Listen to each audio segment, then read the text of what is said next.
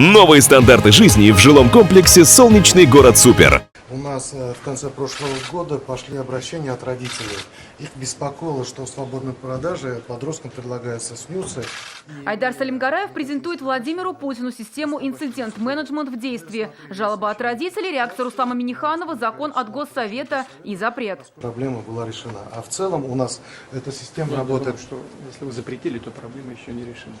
Ну, по крайней мере, инструмент для решения появился. И это лишь один из примеров того, как Татарстан реагирует на вопросы и запросы жителей. Если инцидент-менеджмент отслеживает жалобы в соцсетях, то на портал «Народный контроль» татарстанцы пишут целенаправленно. Народный контроль работает уже с 2012 года. Обработано более 250 000 обращений.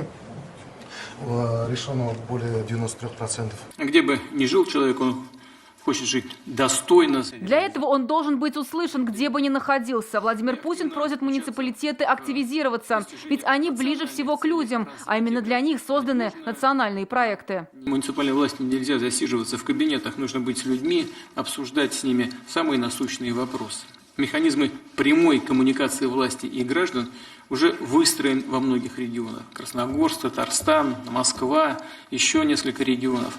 Но этого маловато. Нужно тиражировать эти положительные практики по всей стране. Своим опытом поделился мэр Казани. Здесь Ильсур Мешин представлял не только столицу республики, но и ассоциацию городов Поволжья. Он обратил внимание, с годами круг полномочий у местного самоуправления расширился, но финансирование осталось прежним. 20 задач, 10 патронов. Не у каждого талант с одного выстрела 2 мишени поразить. И вот они играют в эти пятнашки, и такая важная отрасль, как муниципальная власть, наверное, не должна быть отдана на откуп просто отношениям, какие сложатся между мэром и губернатором. Мэр Казани отметил, ему повезло как с первым, так и с нынешним президентом республики. Казань действительно изменилась за последние годы капитальным образом, это правда.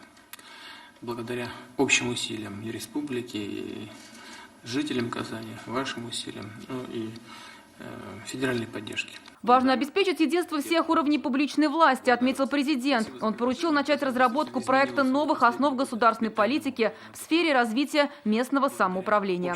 Зарина Ахметова, ТНВ, Московская область.